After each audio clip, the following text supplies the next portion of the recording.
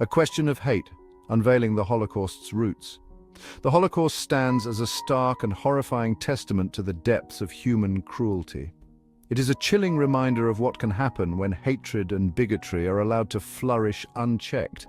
This systematic genocide orchestrated by Nazi Germany led to the murder of 6 million Jews. The scale and efficiency of this atrocity were unprecedented, leaving an indelible mark on human history. It is a period of history that demands examination, a time when hatred was transformed into industrialized murder. The machinery of death was meticulously planned and executed, revealing the terrifying potential of human ingenuity when directed towards evil ends. Central to understanding this atrocity is the question of why. Why did such a catastrophic event occur? And what were the underlying causes that led to this dark chapter in history? Why did Adolf Hitler and the Nazi regime harbor such intense hatred for the Jewish people, ultimately leading to this horrific attempt to eradicate an entire population? The roots of this hatred are complex and multifaceted, involving a combination of historical, social, and psychological factors. This essay seeks to explore the roots of this hatred, delving into the historical context and the poisonous ideology that fueled the Holocaust. By understanding the origins of this animosity, we can better comprehend how such an atrocity was possible. We will examine the historical backdrop of anti-Semitism in Europe, tracing its presence through centuries of prejudice and discrimination.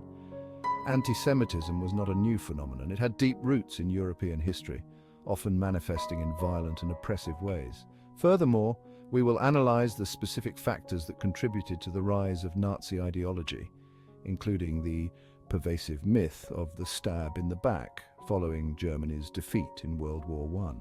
This myth suggested that Germany had been betrayed from within, a narrative that the Nazis exploited to gain support. The economic hardships that gripped Germany in the aftermath of the war played a significant role in creating an environment ripe for scapegoating. Hyperinflation, unemployment, and social unrest created a fertile ground for extremist ideologies to take root. Jews, already the target of centuries of prejudice, became convenient scapegoats for Germany's economic woes. The Nazis skillfully manipulated these existing prejudices, using propaganda to dehumanize Jews and portray them as the source of all of Germany's problems. This essay will explore how the Nazis exploited these economic anxieties, manipulating public sentiment and directing blame towards the Jewish community. By examining these factors, we can gain a deeper understanding of the mechanisms of hate and the importance of vigilance in preventing such atrocities in the future. Seeds of anti-Semitism, centuries of prejudice in Europe. To understand the Holocaust, we must first understand the long and tragic history of anti-Semitism in Europe. For centuries, Jews faced discrimination, persecution, and violence. They were often viewed as outsiders, their religious beliefs and cultural practices setting them apart from the Christian majority.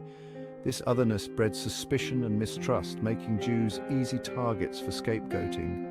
Religious differences played a significant role in fueling anti-Semitism. Jews were blamed for the death of Jesus, a charge that fueled centuries of animosity and violence.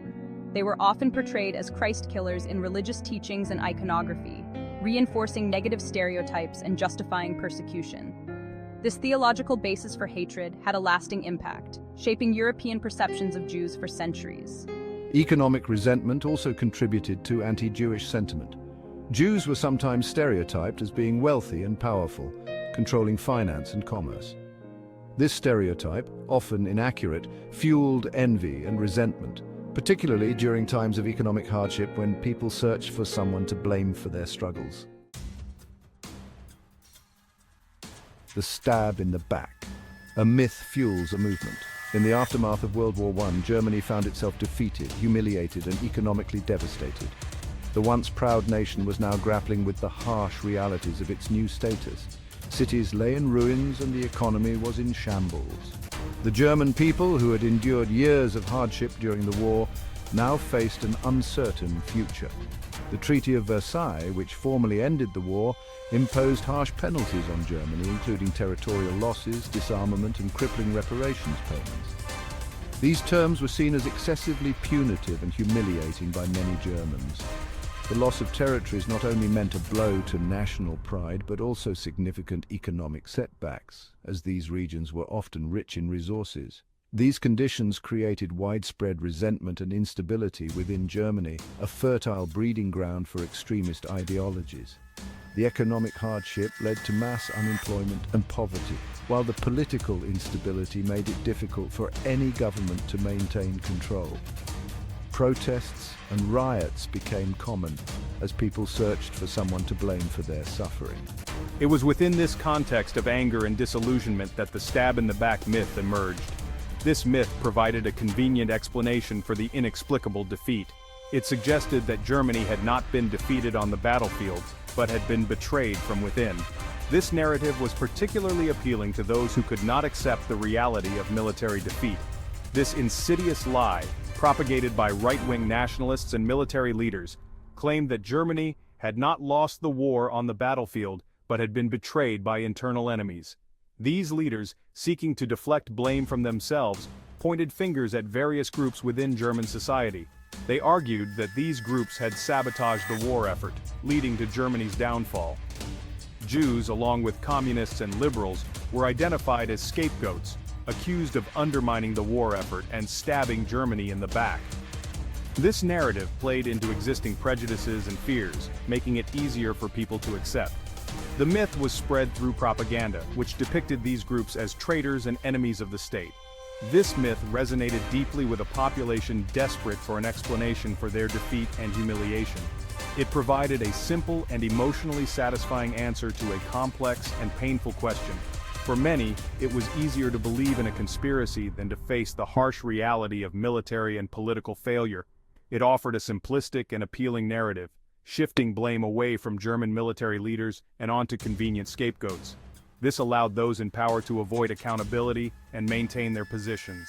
The myth also served to unite people against a common enemy, creating a sense of solidarity and purpose. The stab-in-the-back myth became a powerful tool for the nascent Nazi Party, who used it to exploit existing anti-Semitic sentiment and gain popular support. By tapping into the anger and frustration of the German people, the Nazis were able to build a broad base of support. They promised to restore Germany's honor and punish those they claimed were responsible for its suffering. This narrative helped to legitimize their extremist views and pave the way for their rise to power.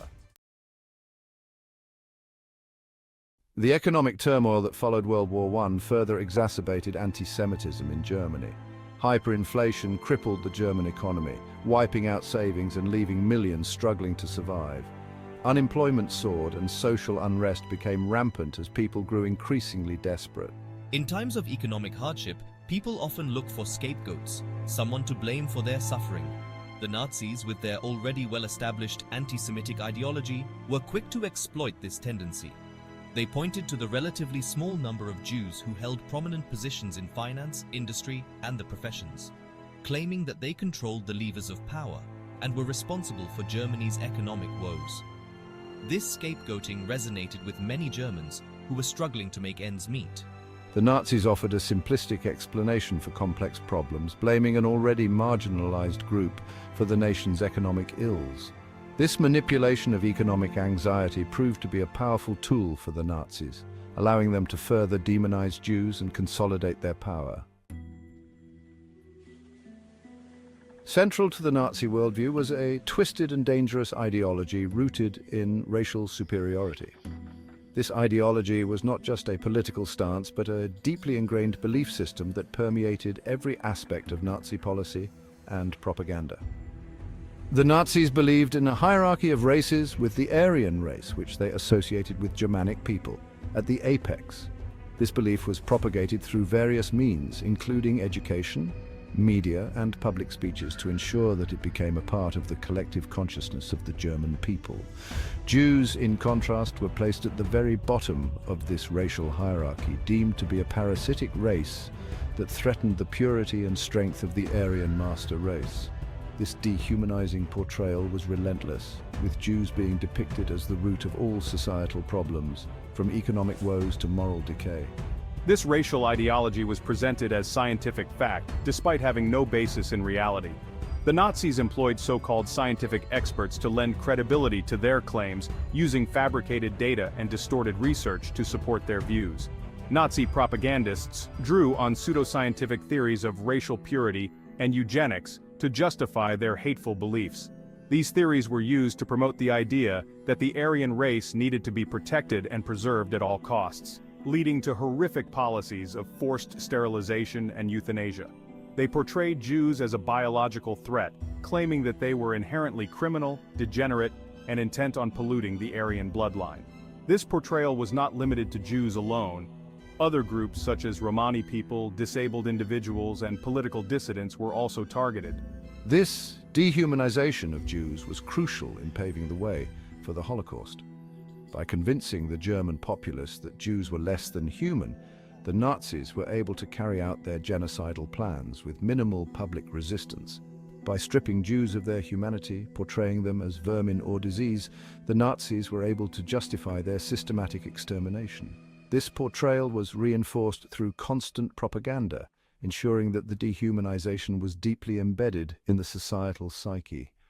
The Holocaust was not simply an act of hatred, it was the culmination of a deliberate and systematic campaign of dehumanization rooted in a perverse and dangerous ideology. This ideology did not emerge overnight, but was the result of years of meticulous planning and indoctrination, demonstrating the terrifying power of propaganda and the devastating consequences of unchecked hatred.